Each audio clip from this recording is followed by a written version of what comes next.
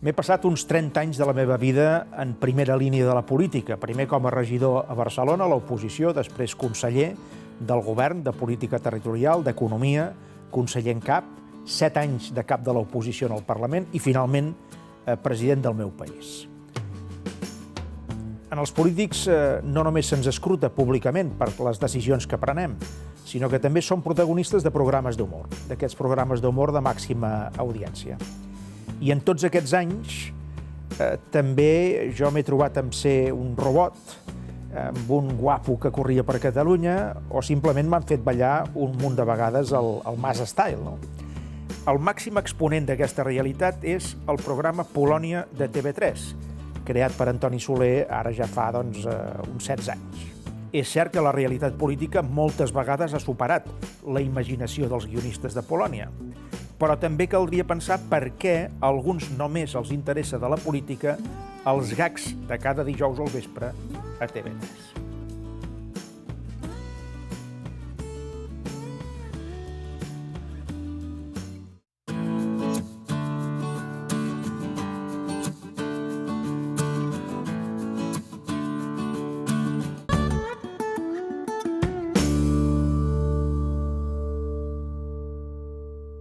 Toni, moltes gràcies per acceptar participar en aquest videopodcast que se'n diu A favor de la política. A mi se'm fa una mica estrany, Això... Aquest canvi de papers. Un cert canvi de papers, no? Que tu estiguis aquí, t'agraeixo molt que ho hagis acceptat. Gràcies. I per parlar una mica d'això i per lligar el que tu coneixes bé, que és els programes d'humor, no? I per tant la sàtira, amb la política i sota aquest marc que jo intento explicar que és a favor de la política. Per tant, es tracta de fer una reflexió en aquest sentit, no? I just en aquesta línia, la primera cosa que et volia plantejar és què creus tu que ha fet un programa d'èxit com el Polònia a favor de la política? Si haguessis de fer un resum sobre això, què diries? A veure, jo el primer que et diria és que un programa d'humor no s'ha de plantejar què ha fet per la política. No ha de ser el seu objectiu. El seu objectiu ha de ser, en primer lloc, fer riure, tenir espectadors, i després tenir una filosofia al darrere, que en el cas del Polònia era de dir anem a demostrar que en política qualsevol personatge i qualsevol idea poden resultar risibles o ridículs, segons com els ensenyes. Cosa que per mi és un bon missatge per a una democràcia madura, no? Què passa? Que això és boníssim quan tot l'edifici democràtic o institucional funciona. Quan vam començar nosaltres, els primers anys de Polònia va ser tan fenomen que va, diguem-ne, sobrepassar els límits del seu paper, del que havia de ser el seu paper. I llavors jo em trobava molta gent que deia ja no em miro el telenotícies, m'informo a través del Polònia. Jo deia, doncs molt mal fet. Molt mal fet. T'has de mirar el telenotícies per informar-te i després mira't el Polònia per... Contrastar. Bueno, contrastar. Per equilibrar, per adonar-te'n donar-hi una altra ullada. Exacte, sí, per adonar-te'n que no... que sempre, que tot té trampa, o tot té truc, o que tot, bueno, el que et deia abans, tot pot ser motiu de riure, perquè això evita les sacralitzacions, evita... I en el món de la política és molt agraït aquesta paròdia, perquè és un món solemne, és un món de corbates. Sí, sí. I de... No sempre, però moltes vegades sí. Ara cada cop menys. Bueno, però de certes solemnitats, de simbologia, i per tant, aquest contrapunt, en general, jo crec que afavoreix la política, però si en un país la política està feble pel motiu que sigui, la sobrerepresentació de l'humorista a vegades pot ser tòxica. Per tant, el que podríem dir és que programes com el Polònia el que fan és oxigenar la democràcia, d'alguna manera? Sí, jo trobo... Jo crec que aquest és l'ideal. Aquest és l'ideal. Aquest és l'ideal. I el que passa, a vegades s'aconsegueix, a vegades no, perquè l'humor, que és una disciplina difícil i molt etèria i molt difícil d'objectivar, perquè a ningú li fa gràcia el mateix que el seu veí, doncs, per força tendeix a una simplificació de la realitat. Correcte. I les coses són complexes, cosa que els polítics sabeu millor que ningú. Exacte. Bé, això precisament t'anava a comentar, no? És a dir, tu tens la sensació que en algunes vegades, pel que tu t'ha arribat, no? Des del món de la política s'han arribat a prendre decisions en funció del que passava en el Polònia. Jo et parlo de la meva experiència, dels 5 anys una mica llargs que vaig estar allà com a president del país, i jo et puc dir que en aquells anys complicats, perquè teníem la crisi financera, les retallades, les polítiques d'austeritat, etc., les majories absolutes del PP a Madrid, l'inici del procés sobiranista, tot plegat i tot junt, no? Però jo puc dir, home, nosaltres vam prendre les decisions que creiem que havíem de prendre, independentment de si això després sortia d'una manera o d'una altra en els mitjans de comunicació i també en el Polònia, no? Però tu creus que en algun moment això no ha estat així?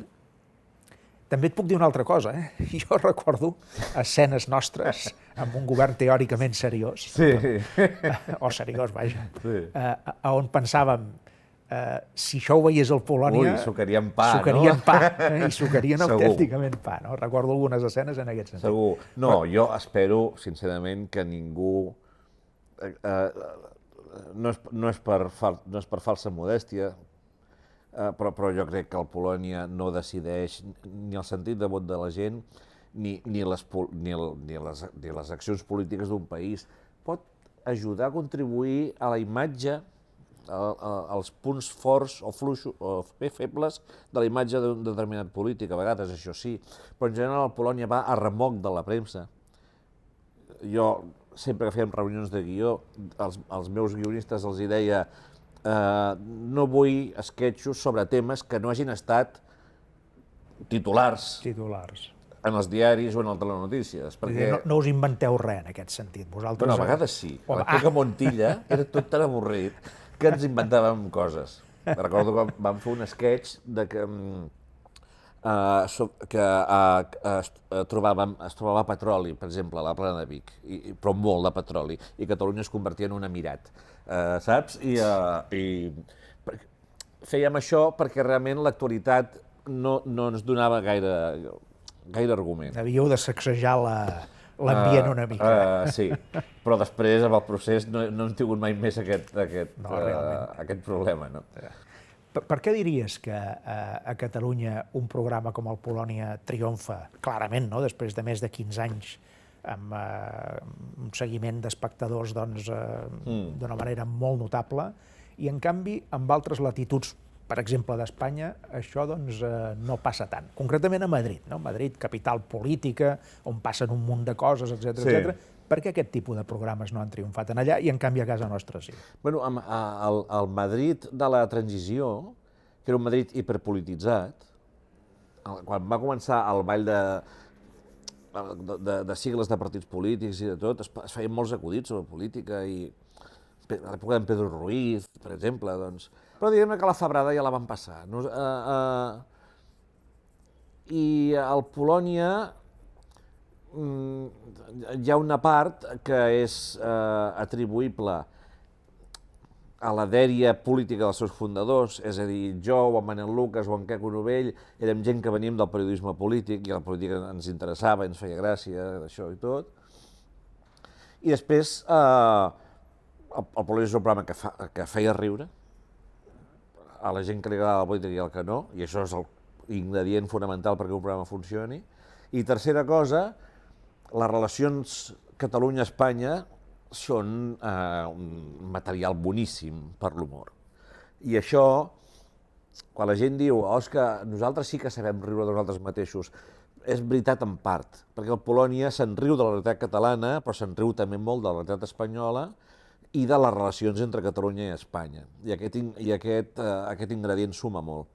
I això jo crec que ens va ajudar en el seu moment. I en aquest sentit que dius, us heu plantejat, suposo, alguna vegada, els límits de la paròdia, no? M'imagino. És a dir, us imposeu algun límit en aquest sentit de la paròdia? Perquè m'imagino que de tant en tant deveu haver passat algun d'aquests límits, deu haver tocat alguna fibra excessivament sensible.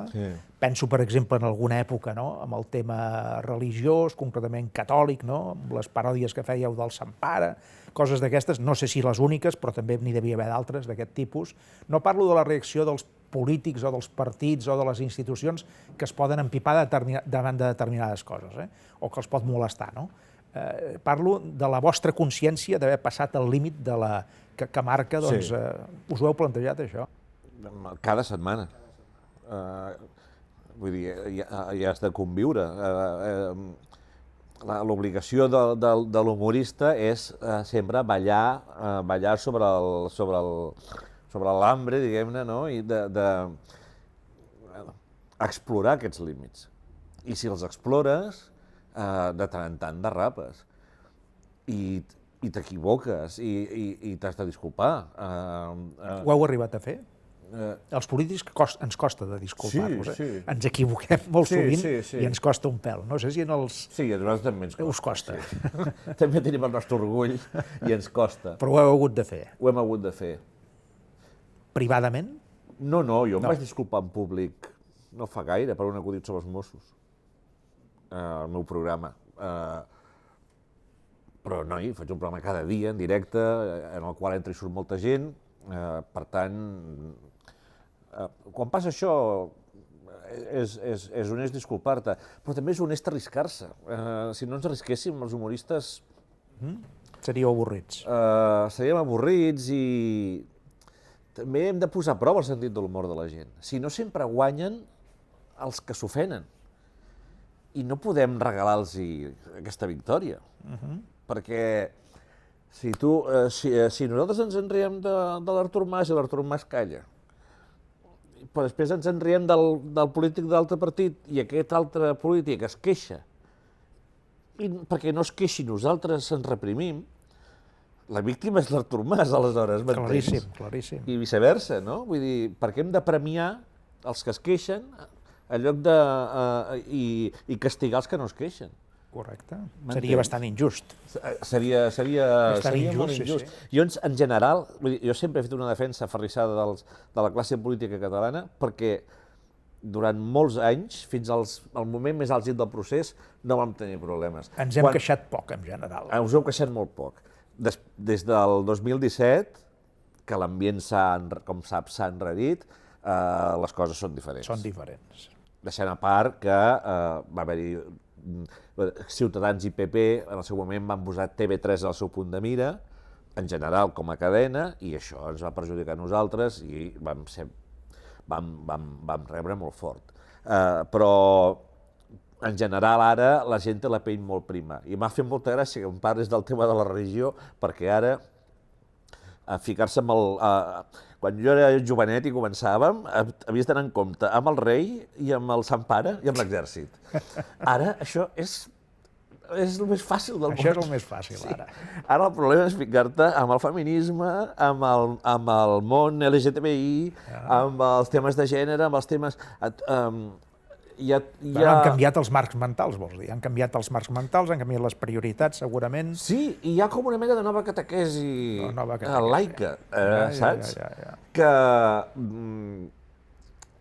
jo ja entenc que hem d'anar en compte, sobretot si estem parlant de col·lectius que han estat històricament castigats. Sí, senyor.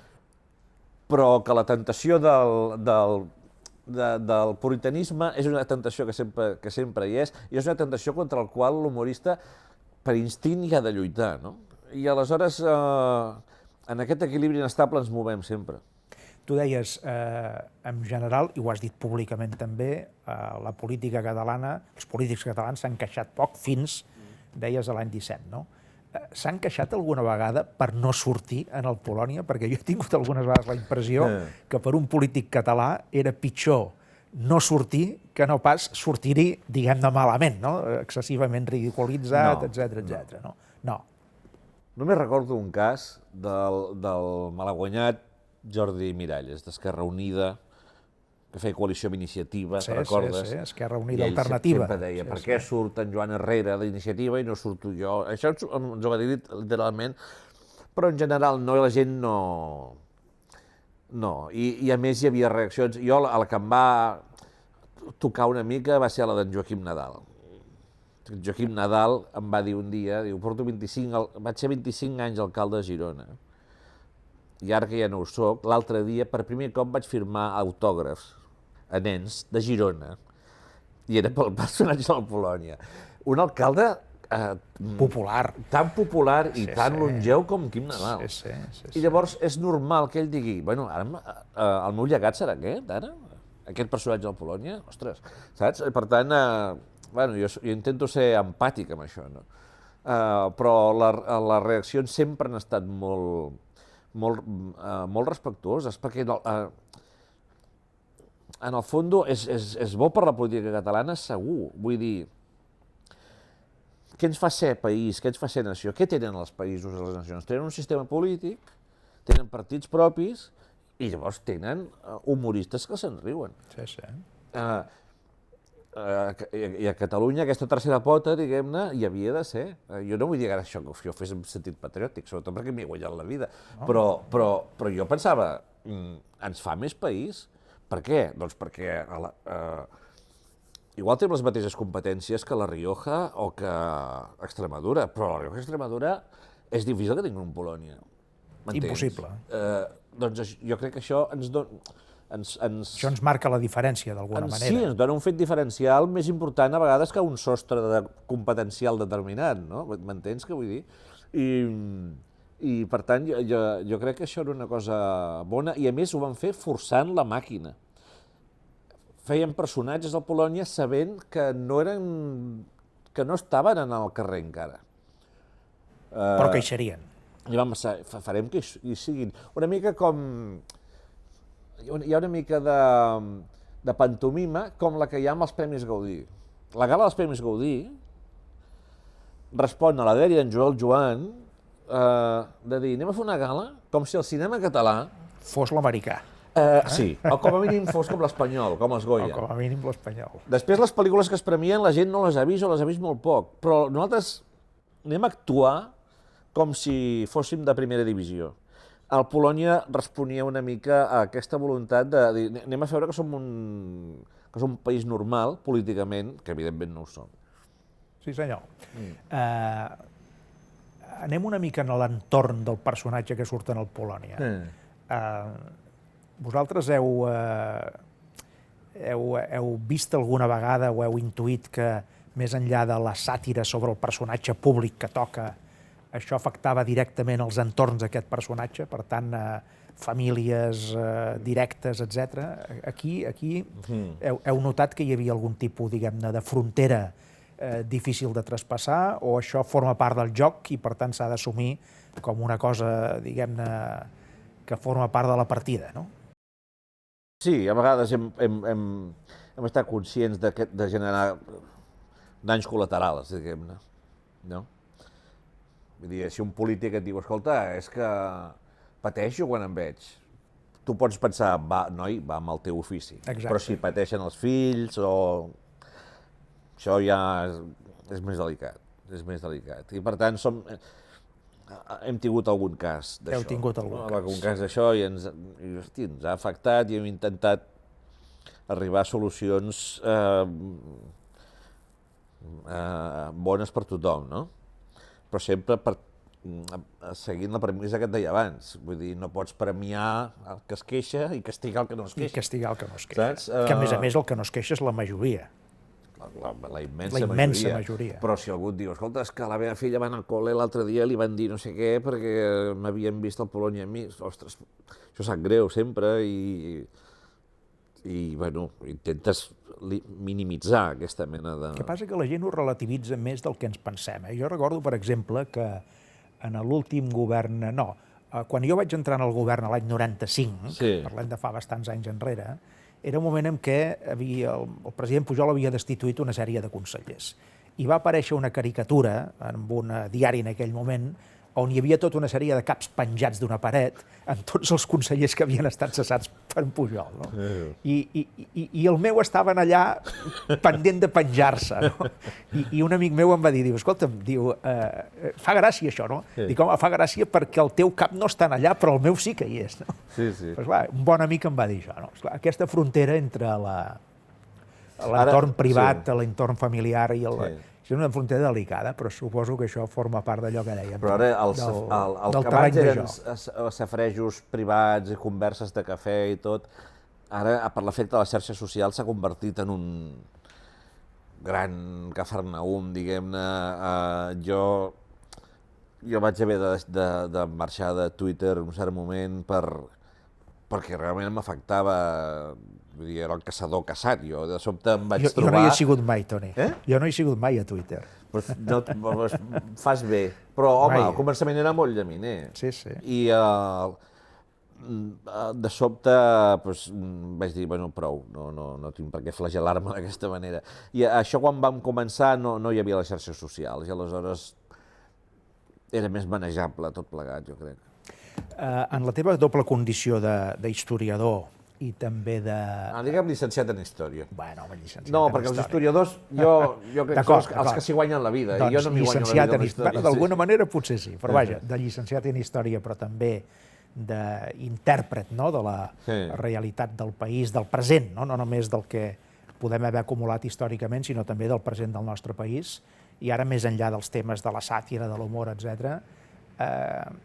Com creus que es pot millorar el prestigi de la política del nostre país en el moment que estem? Si haguessis de fer una reflexió teva, en aquest sentit, com ho enfocaries? No ho sé, jo... Igual no em creuràs, però jo estic molt més... En general estic molt més a favor dels polítics que dels ciutadans. Jo el populisme el detesto els polítics populistes, però detesto també el populisme entès com la crítica irreflexiva i barroera de que tots són iguals, i tots són uns lladres, i vaya banda d'incompetents. I això t'ho trobes tan sovint ara. Molt sovint, sí. Que tendeixo, per oposició, a dir, escolta, a simpatitzar amb els polítics. Per tant, el desprestigi de la política no m'agrada. Què crec que poden fer els polítics millor del que fan? Ser més transparent, quanta més transparència millor. Jo crec que això esvaeix dubtes, no? I creus que no n'hi ha prou? Sí, n'estic convençut que no n'hi ha prou. Que no n'hi ha prou. Que no n'hi ha prou i que hi ha un entrebastidors molt més ric, poderós, matisat i d'això que les engrunes de la realitat que els polítics i que la política i que els governs serveixen a la ciutadania. Jo, en canvi, que he estat elaborats per uns spin doctors que ningú sap qui són. Jo, Toni, que he estat a l'altre costat del taulell, et puc dir que a vegades la meva impressió és exactament la contrària. És a dir, que gairebé tot el que fa un polític està a la llum pública. Gairebé tot. No dic tot, però moltes coses estan a la llum pública. Fins al punt que aquesta pressió extrema perquè tot el que fas estigui a la llum pública, arriba un moment en què determinats polítics els lliga de peus i mans i els hi fa gairebé impossible prendre les decisions que saben que han de prendre perquè la seva prioritat és quedar bé, d'alguna manera, no prendre tan mal a conseqüència d'aquesta exposició pública permanent. I ara no parlo del Polònia, parlo en general de les xarxes. Passant a part que hi ha un greuge comparatiu perquè la gent amb responsabilitat en l'àmbit privat no té aquesta exigència d'actuar. Pot anar a dinar i sopar amb qui vulgui. I la gent que esteu en els mitjans de comunicació, doncs tampoc la teniu tant. També la teniu més que d'altra gent, però tampoc no tant. És cert, és cert. És cert, però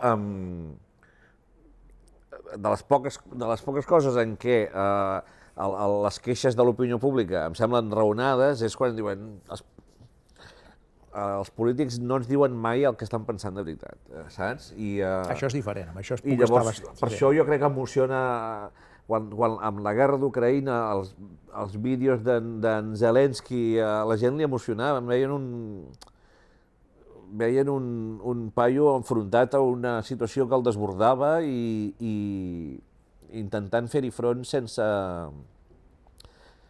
en contraposició amb aquella farador d'en Putin allà a Moscou, no? Però aquí potser és perquè la gent sempre es posa més a prop de la víctima que del botxí, no? Sí, això també és veritat. M'imagino, no? Emocionalment.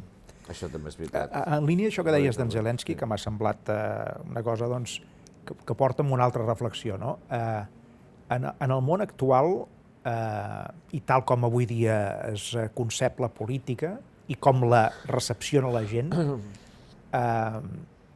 això de que hi hagi determinats personatges mediàtics o simplement de la comèdia, de l'humor, etc., que es posen a liderar projectes polítics o països sencers, seria el cas d'Ucraïna, no? En definitiva, en Zelensky era una persona que es dedicava doncs, a la comèdia, no? Es dedicava a la sàtira, etc. Ara és president d'un país com Ucraïna. Això, a què creus que es deu? Aquesta necessitat que hi ha de personatges allò... A mi no em sembla una gran notícia, perquè jo conec el meu gremi, i el meu gremi té una característica principalíssima, que és el narcisisme. I qualsevol... Fins i tot més que els polítics. Però, bueno, molta més. I els humoristes matem per una rialla, literalment. Vull dir, ens dona la vida, és la gasolina. I una rialla vol dir que és fruit d'una ocurrència. Més que un polític per un vot.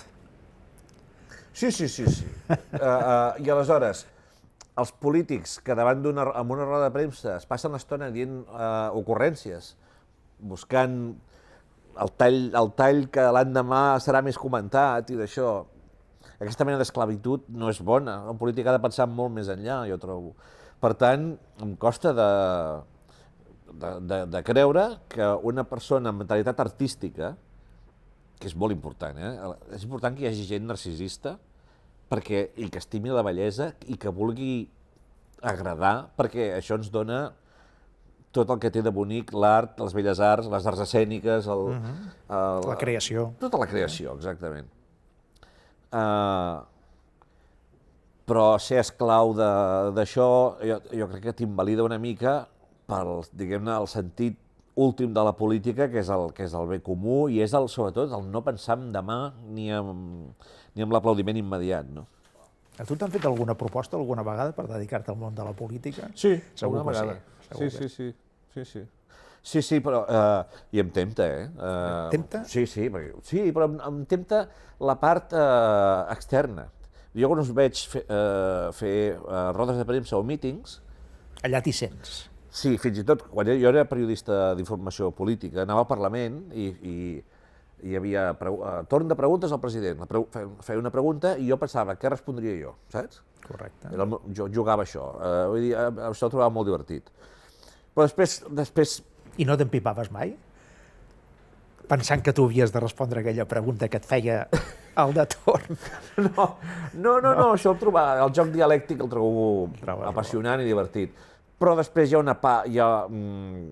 una sèrie de virtuts que els polítics han de tenir i una certa capacitat d'absorbir coneixements bàsics de moltes matèries simultàniament. I després paciència, temperança, després moltes reunions.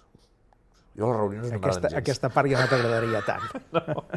Tinc molt poca paciència per les reunions. D'aquestes sí que moltes no es veuen. Sí, d'aquestes sí. Això ho admeto. Toni, moltes gràcies per haver-te prestat en aquest joc una mica diferent, que té aquest propòsit, de fer reflexionar la gent d'una manera diferent, d'una manera distesa, però al mateix temps que la gent també s'interpel·li ella mateixa sobre com filtra els missatges que li arriben de la política, perquè no sempre jo crec que arriben de la manera que probablement haurien d'arribar, i segurament això fa que la percepció que hi ha per part de molta gent de la política sigui una percepció una mica esbiaixada. Jo aprofito per retrospectivament agrair la teva tolerància, perquè han estat molts anys de moltes paròdies, molts esquetxos de Home, jo al començament era un robot, abans del Polònia era un robot, jo, Bueno, perquè encara no el coneixíem. I llavors al principi, Era un l'inici robot era tan... manegat per uns fils o per uns personatges des de fora. Sí. No sé si vaig arribar a ser els masover dels Pujol, això ja no me'n recordo. No, però vaja, en no, alguna no. crònica periodística sí, però el robot segur, Però vaja, després vaig ser allò del... Això encara me'n recordo, anava per tot el carrer i tal. Anaven dient guapo per tot arreu i jo anava mirant per terra com podia. No? Això no és culpa de cap guionista, això va ser l'actor que ho feia, en Bruno, que s'ho va inventar. Que es deia guapo a si mateix. I t'he de dir que al final el Bruno la va clavar bastant. Al començament jo mateix no m'hi reconeixia en els personatges que vosaltres interpretàveu sobre mi mateix, no? Però després, amb el pas del temps, m'hi vaig reconèixer cada vegada més. Aquesta és la veritat. Totes les paròdies del Polònia, totes les paròdies del Polònia, si t'hi fixes, són o curts de gambals o malparits. No hi ha terme mig. A Polònia sempre hi ha el malparit i el curt de gambals. Ostres, decidir si prefereixes ser ell. Bueno, també hi ha el divertit, perquè home, jo em vaig trobar moltes vegades a partir del Mas Style, havent d'anar a llocs privats on en aquella època posaven la musiqueta, el Mas Style, la cançoneta aquella, exacte, i a mi em tocava sortir aleshores en allà a interpretar el Mas Style. Això em va passar un munt de vegades. Quina mandra. Quina mandra. És el que hi ha. Gràcies, Toni. Gràcies. Fins aviat. Gràcies.